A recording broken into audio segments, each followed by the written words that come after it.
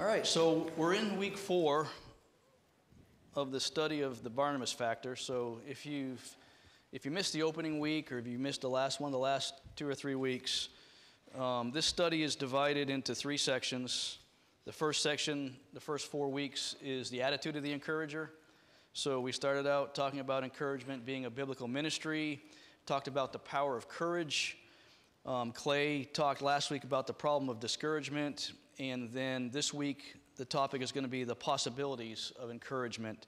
From there, section 2 is going to run 5 weeks. That's going to be around the anatomy of the encourager. So we're going to talk about the mind, eyes, ears, lips, and hands of an encourager. And then the last 4 weeks, sections 3, is the activity of an encourager. The courage to build, the courage to bloom, the courage to believe, and the courage to battle. So just a quick recap on what the study is, where we've been, where we are, and where we're going. So this week, possibilities of encouragement. Before we get started, just a quick recap on what is encouragement to us, right? What does it mean? Some of the thoughts that were shared in the book, and we've talked about it in some of the previous classes. Encouragement, inspiring others to live with greater hope and courage. That's a pretty good definition, right? Leaving people feeling more positive and confident. And that really speaks to how we interact with others and how they feel about having been around us, spent time with us, listened to what we had to say, how well we listened to them, right? That whole experience. And whether we leave an encouraging imprint on that interaction or not. And then lastly, again, interacting in a way that can change the course of a person's day or destiny. So obviously, encouragement is important, right? You think of all the good things that come out of encouragement, and it comes out from encouraging people. This last bullet here, when I read this, and he talked about changing the course of a person's day. So if somebody's going through a hard time, they're sick, they're mourning the loss of a loved one, they're going through a hard time, they're experiencing financial troubles, boy, it sure helps to have somebody with a good attitude, right? A solid belief system to be encouraging to them. But the last part, changing somebody's destiny, that kind of hit me, right? So I had somebody years ago told me, and it's kind of stuck with me. They said, every single person that you run into during the course of your life, you take something with you for the rest of your life. Whatever that interaction was, whoever that person was, you take a piece of that. And if you think about all the people that you've run into or that you've known, there's got to be something, and I've done it. There's that one thing that's like, I remember that about that person. It was a story. It was the way they acted. It was just something about them, right? Something we shared in common. So being aware as a Christian and adopting an encouraging mindset, it's pretty important when you consider that you could actually change the course of somebody's destiny, right? Particularly as we know, sharing the gospel, right? Bringing people to the church, there's no doubt that's going to change somebody's destiny, right? But even beyond that, just smaller things, right? Inspiring somebody to pursue a certain career path, right? To get out of their comfort zone and try something different. So that was pretty powerful to me. So just a kind of a quick recap on encouragement, what it is, what it means to us. It's definitely motivating. I know when I'm encouraged, you get motivated. You feel like you can do anything. Sometimes you feel like, okay, now I'm on a roll. Nothing can stop me, right? And as long as you have that encouragement, it kind of drives you and motivates you. We're going to talk about that a little bit more. And then, of course, the final thought here is we all need encouragement. So if you think about the fact that we all need encouragement, does it make sense that we should all be encouragers, right? Somebody needs to encourage us. So it's a two-way thing, right? We need it, but we also need to be able to provide encouragement when needed. Any thoughts or comments, just kind of opening, talking about encouragement? Anything so far? All right. Yes, Mark?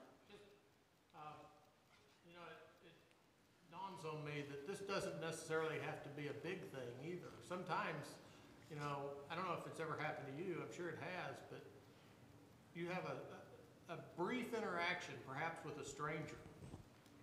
Maybe something, just a smile, a kind word, they open the door for you, something just minor, and that sets the tone for your whole day. Wow, that was really nice. Yeah. You know, that was, and so sometimes we can impact people's lives in the smallest ways and not realize it. And on the flip side of that, when we impact people in negative ways, even in small negative ways, it sets the course of their day, whether we realize it or not. Yep, absolutely. Very good. All right, encouragement zones. So this section of the chapter really talks about, they call them zones. It's just encouragement areas, right? So what areas of our lives or what zones might we need encouragement, right? So what are some of the areas in life that you guys think of where we might need encouragement? Anybody? Somebody? Being a parent, okay. That kind of falls into the home front, yep. Career, right, work. Spiritual path, yep. Health problems. What is it? Health problems, yep. Personal. So these all kind of fit into, you know, it's really the point here is we need encouragement in every area of our life, right? It doesn't matter what it is, whether it's work, you got a boss that he's kind of overpowering or demeaning and he never gives you credit for anything. It sure would be nice to have some encouragement from somebody else, other coworkers, if somebody says, yeah, he's like that with me too, don't let it bother you, you know, whatever. School, you know, have you had teachers that aren't encouraging? I've had teachers that aren't encouraging, that didn't do anything for me. Kim and I have talked about some of our high school teachers, and you know, some of our siblings rant and rave about them, and we're like, well, I don't recall that guy really doing anything for me. He just seemed like he was off on his own reading the Wall Street Journal or the New York Times or something, which he did every day. You know, one of the things he did was he taught you how to fold and read the New York Times on the subway or the Wall Street Journal. And you know, it's like, okay, that's so. You know, teaching, school, definitely we need encouragement. And then in the home front, right? Like you said, parenting. As parents, you need encouragement from other parents. But then also in parenting, you need to be able to encourage your children, right? How important is that, right? Just as you can get discouraged as a parent, your kids can get discouraged based on how you parent. So that's important. So the author here, Brother Aubrey Johnson, talks about these encouragement zones and how every area of our life we can benefit from encouragement. But what about the role of the local church, right? So what about our assembly here? What about the congregation and the local congregations? And he goes a little bit in a different direction with this. He calls the local church God's supreme encouragement zone.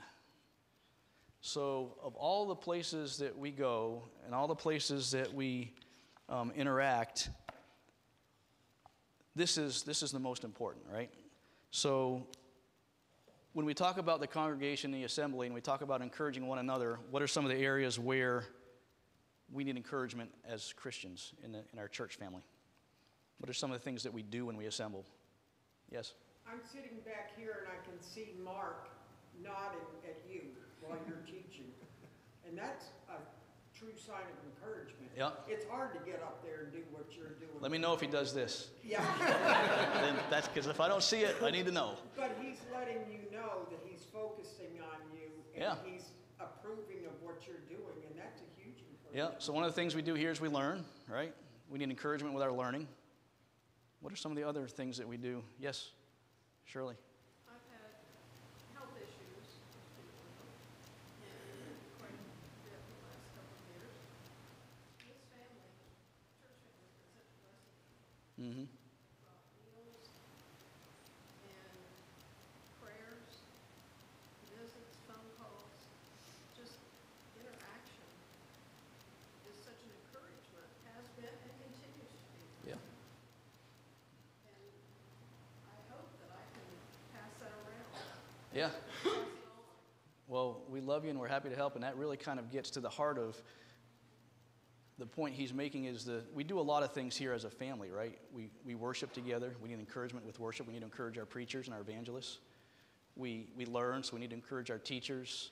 We sing, so we need to encourage our song leaders, those that, may not be natural song leaders, by nature, but are willing to get up there and give it a shot. One of the things, the very first entry in chapter 4 is a quote by somebody that says, "Imposing limitations on yourself is cowardly because it protects you from having to try and perhaps failing." So I know we've seen recently some people that have gotten up and taken the lead with song leading. They're not afraid to try, right? And they're encouraged to do so. We should encourage other people to do things that may be out of their comfort zone. We all have our talents and we understand that, but at the same time, sometimes it's okay to kind of stretch and push ourselves. We commune together, we learn together, but also the author says that this is the one place that we can come where we love one another, like Shirley was saying, and that we can be loved and we have that sense of belonging, right? So there's nowhere else in the world, no other worldly institution that can encourage the heart, mind, and soul like the church does. And that's the point he's trying to make here.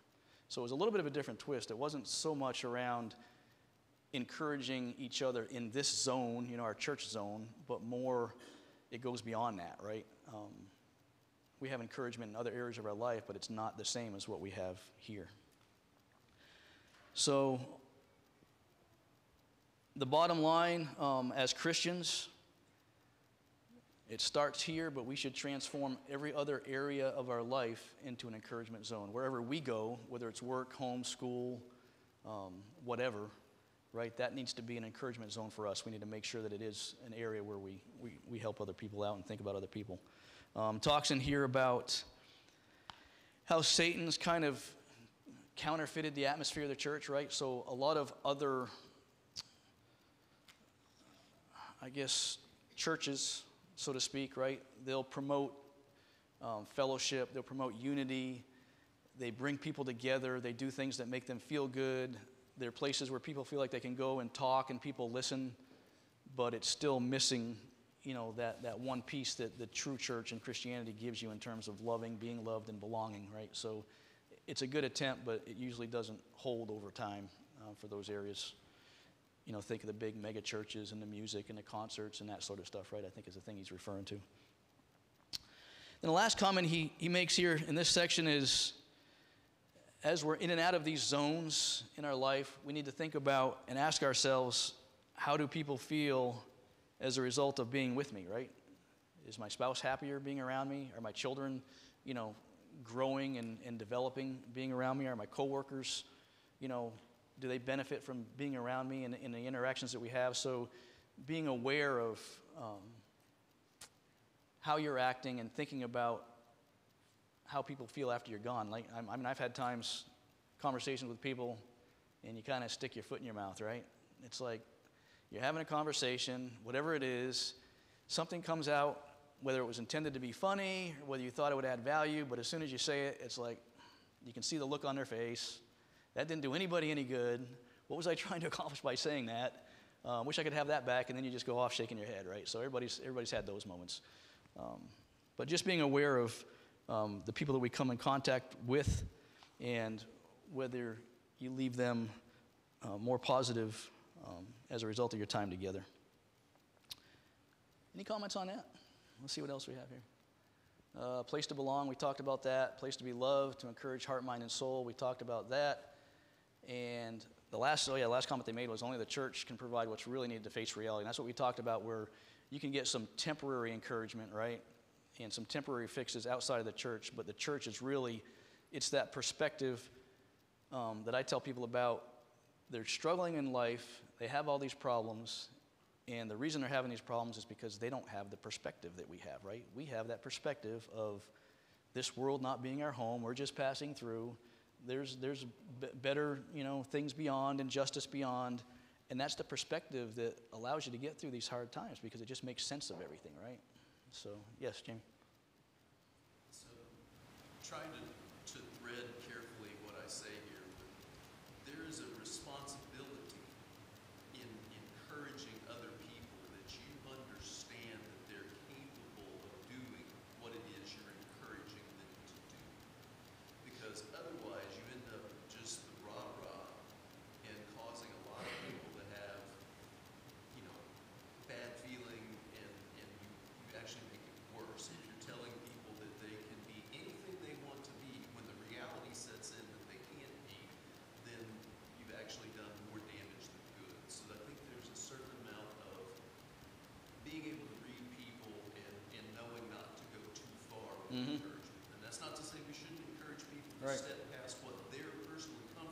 Yep. No, you're right. So that's the difference between the cheerleader, right, versus the encourager. We struggle with Brody. He's 12 years old, 12 and a half years old. He loves sports, basketball, football, and he's always asking me, Unc, think I can play for LSU? You know, you think I could play Division, one basketball? And I'm like, you just need to work at it. You need to practice and do the best that you can. And if it goes that way, then fine. But that's the difference between, yeah, you can do it. You can do it, man. Just keep working. And then they get disappointed because they find out they can't do it. So that's that fine line, right? We go and we also kind of push him toward maybe the sportscasting piece, right? If you want to be around sports, right? There's been people in the church that love sports that became trainers, right? And they're trainers for colleges now. And that's an expression of love, because you want that person to succeed. You want that person to have a positive takeaway versus an expression of kind of selfishness that says, hey, I need you to be a song leader because I've got all these slots to fill, so why don't you get up there and lead songs, because that takes care of my problem, Right. not your problem. Yeah. And it's a little tricky because, I always told him it'd be probably till he was 15 years old before he could take me one-on-one. And now he's starting to push me a little bit.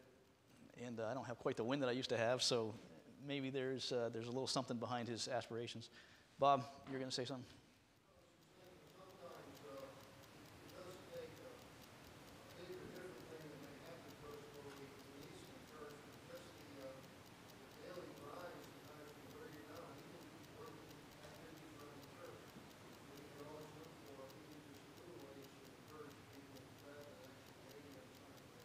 There you go. Yep. So what Bob's saying is he needs help on Tuesdays. If you guys need more bodies, is that what you're not? I'm just kidding. But no, you're right. It's those little things that we do that often, they go unnoticed, and it's not like we're looking for recognition. But, I can't remember the last time I told somebody on the Tuesday crew that I thought the yard looked good, The grounds look good. They're being kept up. Now, if they weren't there and they weren't doing it, it wouldn't look the same as it is now, right? So, yeah, the day-to-day stuff. Yes? I think all these things, the church should be a safe place to come. It should be a place where you feel belonging.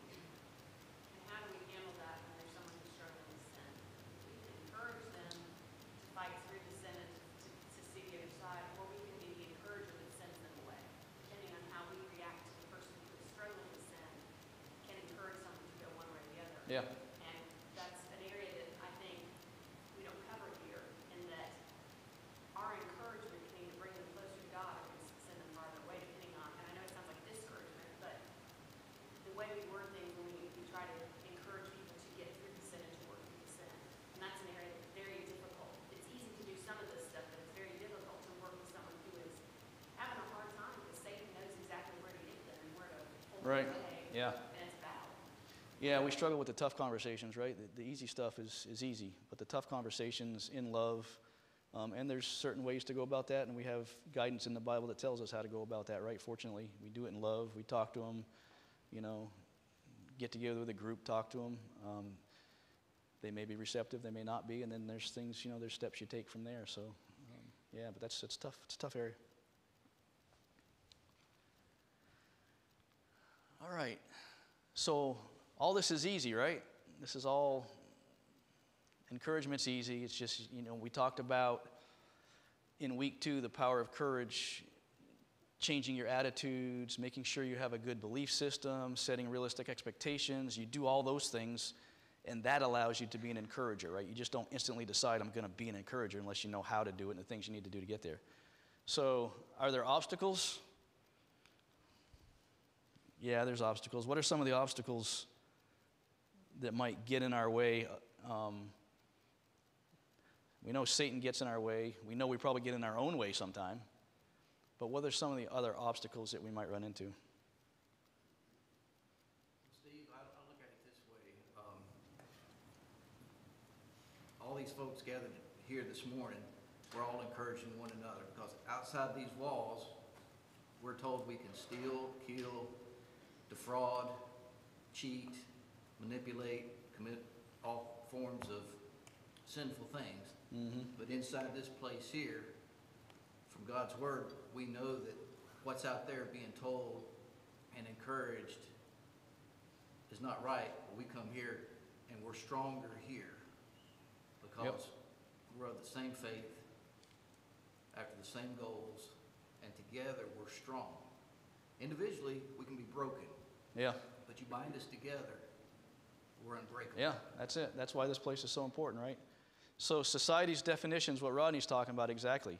Society measures success how? Right? Financial gain, right? Status in the community, right? How does society define success, right? Fame and fortune. How do we define success here?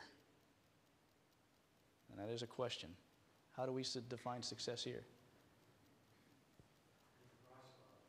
What's that? Being Christ-like. Being Christ-like.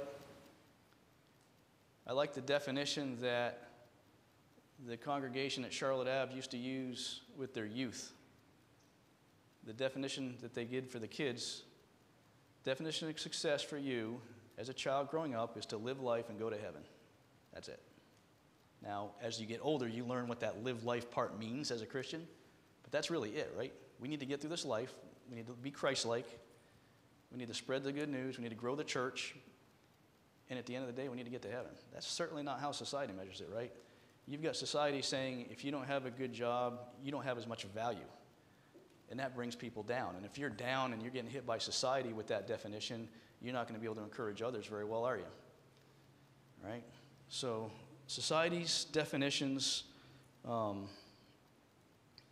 we just need to make sure, like Rodney says, that we understand what value means, what our purpose in life is, and not let society and secular things get in our way. How about seclusion, right? How can one encourage if they are out of circulation? Not present means not encouraging. Attendance of church services, midweek assembly, great opportunity. So this is a section where the other areas he gave about a paragraph. This area he gave 3. And there was a sentence in here that hit home to me because I am guilty of this often. It says, if a person is preoccupied, distant, and out of touch, he unconsciously sends the message that people around him are unimportant in his life. An encourager cannot be selfish or unsociable. And he took this one step further, and he took it to the assemblies of the church. So aside from just the Sunday morning worship, all of the assemblies of the congregation are important. For those that don't come on Sunday night, for those that don't come on Wednesday evening under normal circumstances, for those that don't attend certain functions, funerals for brothers and sisters, whatever it is, if you're not showing up as a Christian for those things, you're not being an encourager. It's actually, I find it actually discouraging to me when I participate in things and I don't see the rest of the family here, right? I mean, is that fair? I think that's fair. It's a little harsh, right? But that comes with, I think, maturity. What we found as we grow and mature as Christians, early on it's like, well, do I need to go Sunday night? We'll skip Wednesday. Well, now it's like, it's not a question anymore. You just go. And if for any reason you can't go, the guilt just stays with us for days. It's like, what did we miss? Why didn't we, could we have gone? Was it that bad? Whatever was happening at the time, right? So seclusion and isolation is not just personal depression, you're kind of down, right? He's talking about it in terms of it's getting away as an encourager, especially as a Christian, if you're isolating yourself intentionally by not being with the rest of the assembly when you could. So I thought that was pretty important to kind of talk about that a little bit. And Steve, it goes a little bit beyond just the assemblies here. You touched on it briefly. There are other opportunities for us to encourage. Somebody needs help with a move. Somebody needs a meal. Mm-hmm.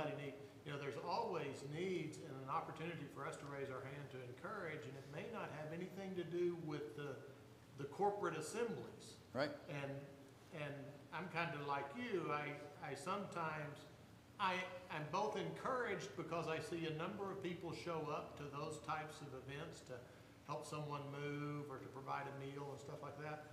But I'm also a little discouraged in that I see it's the same people over and over again, and we have such a large congregation that there could be a lot more people involved in those types of things. Yep, agreed. And it really is a maturity thing. I know the congregation we went to before this, one of the elders and Kim, they had a thing where, you know, they'd have these conversations, and it was like the get it factor, right?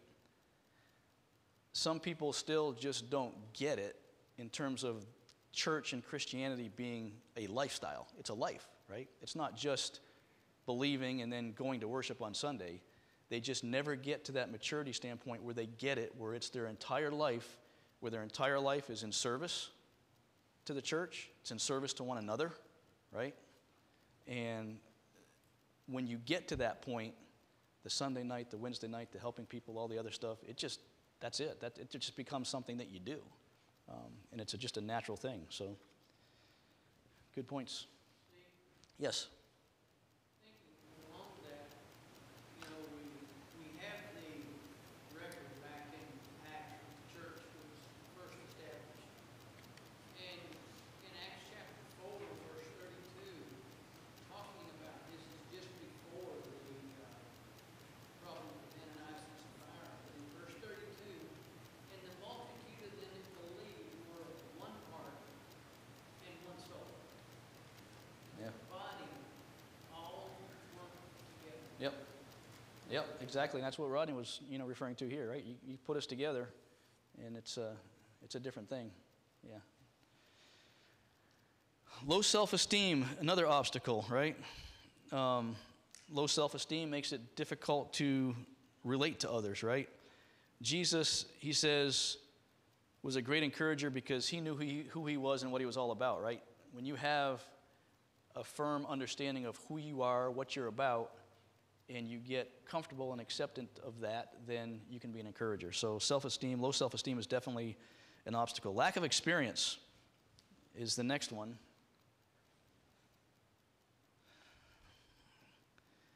The ability to encourage is a learned skill that takes plenty of practice. Christians must train themselves in proven techniques. So this goes to the whole purpose of this study and laying out the attitudes, the beliefs, the expectations, understanding the anatomy about how we're put together and what the anatomy of an encourager looks like, and then putting it into practice. So it is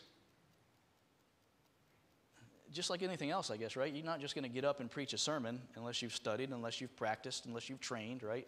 So anything with respect to being a Christian takes practice. I think that's the point here, and experience. So don't feel discouraged if you don't have experience in the area of encouraging, or it doesn't come natural. I find it hard sometimes to just, because I'm worried about the cheerleader thing. Is somebody going to think I'm just saying that just to make them feel good? So then maybe I don't say anything. Well, that wasn't the right thing. So you got to kind of practice at it, and it's got to be sincere, and you need to understand attitudes, beliefs, and expectations to know how to approach things. Inadequate commitment. This was a good one. Short-term commitments are characteristics of today's culture and instant gratification. So it's easy to kind of go in and out, right? You're on the cycles. Yeah, I'm feeling good this week, and I'm going to encourage somebody. Yeah, that kind of ran its course. I don't really feel that anymore. It goes back to the whole zeal of being a Christian, right? The Bible talks about when you're first converted, you've got that zeal, right? How do you keep that zeal? But this really refers to, and it goes back to the maturity thing. Are you at the point where you fully committed to Christ, to the church, to serving? And if you have that level of commitment long term, then you can be a long-term encourager. If you're not committed, deeply committed, and like other denominations, family and friends, they go to church every Sunday, but I don't know what happens the rest of the week, right? Steve Miller, Between Sundays, the book he wrote, right? Where's your Christianity? Where's your life between Sundays, right? Where's that commitment? You're committed on Sunday. You get up, get showered, get dressed, and go to church, right? But then the rest of the week, there's just no commitment at all, right? So, yes?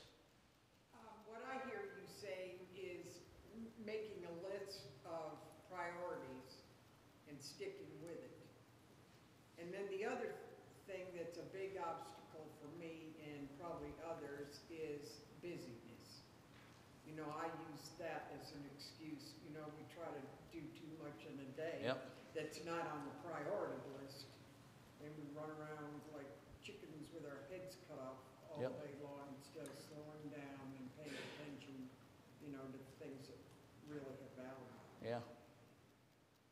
No, that's true. We're always kind of taken back by family or friends that we may ask them, or they may be asked to kind of help do something, right? Can you run by? Can you swing by the store? Can you take this to somebody? Can you look into this for me? And you can see it in their eyes. Well, that wasn't in my plan for today, right? That's a little off the beaten path for me. And here we are. Somebody asks us to do something. Dude, I feel like I've sinned if I say no, right? How do you answer, you know, at the end of time or the end of your life to all those times that you said no to somebody when somebody asked you to help or to serve, right? So, yeah, it's priorities. Yes? Steve, I think that's the Christian perspective.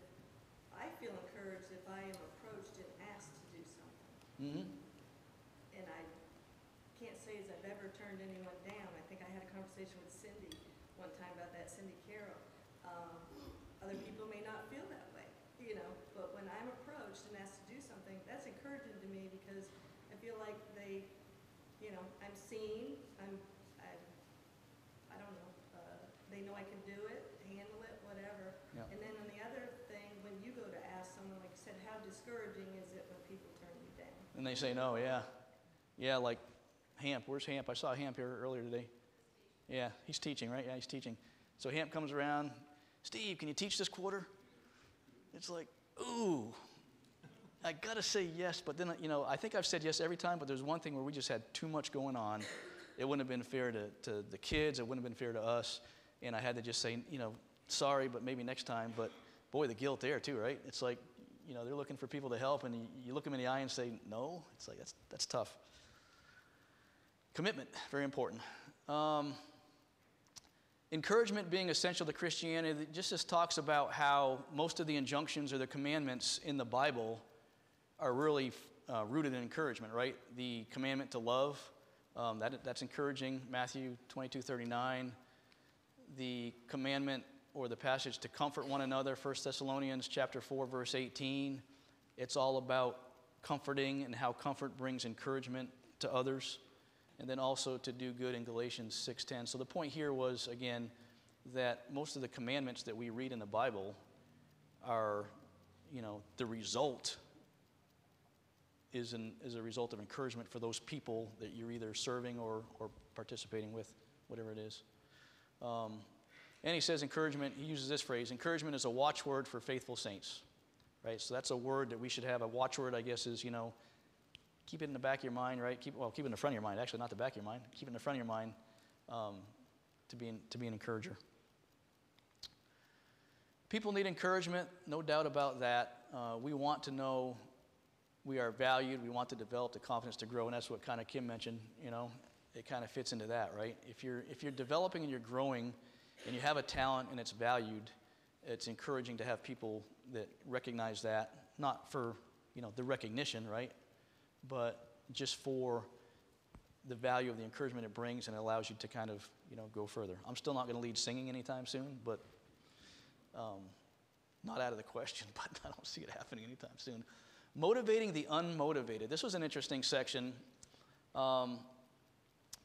In the professional world, when I was doing customer service as a field engineer, they taught classes on empathy and establishing rapport.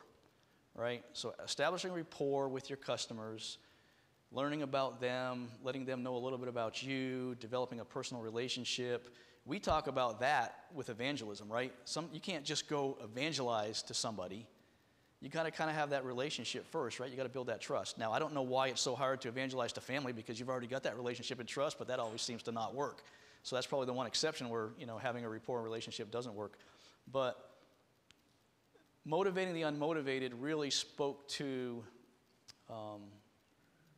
making sure you understand the value of good relationships with people and developing those relationships, because the people that you find the hardest to motivate will loosen up a little bit and start to be a little bit more receptive if they get to know you a little bit better and you get to know them a little bit better and you start to share some common experiences, right? And I think that's the point here.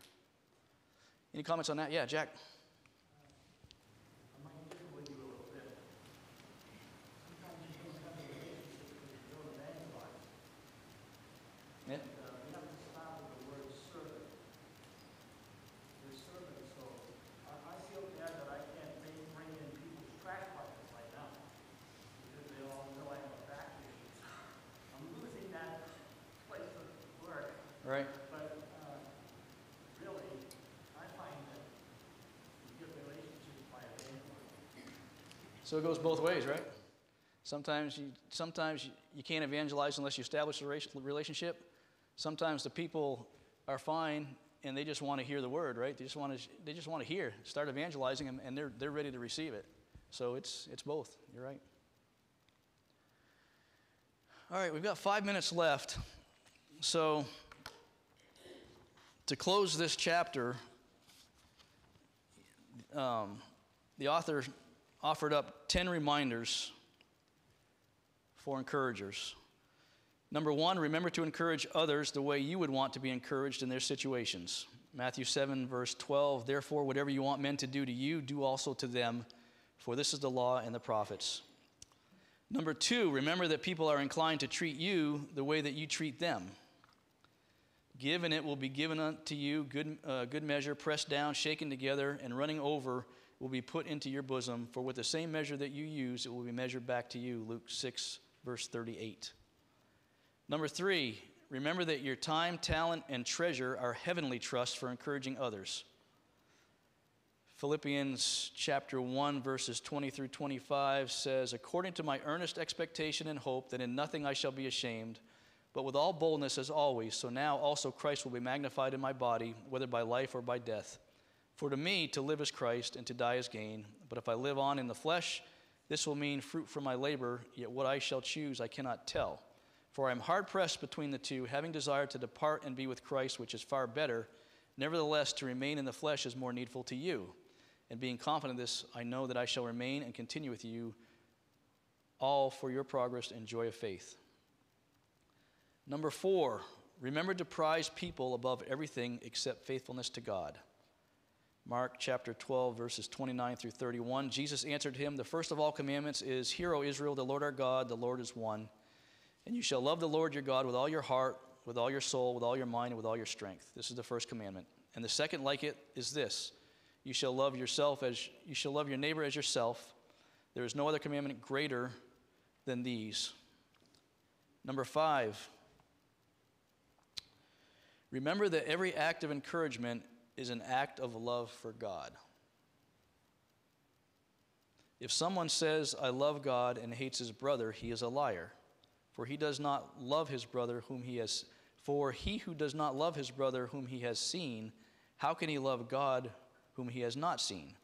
And this commandment we have from him, that he who loves God must love his brother also. 1 John chapter 4, verses 20 and 21. Number 6, remember that every act of encouragement is an act of love for Christ. Matthew chapter 25, verse 40. Assuredly I say to you, inasmuch as you did it to one of the least of these brethren, you did it to me. I think we're all familiar with that one. Number 7, remember that one day you must account for every relationship God has placed in your care. Boy, this was an interesting one. I'd always thought about being accountable for like the things that we did, right? But being accountable for every relationship. So,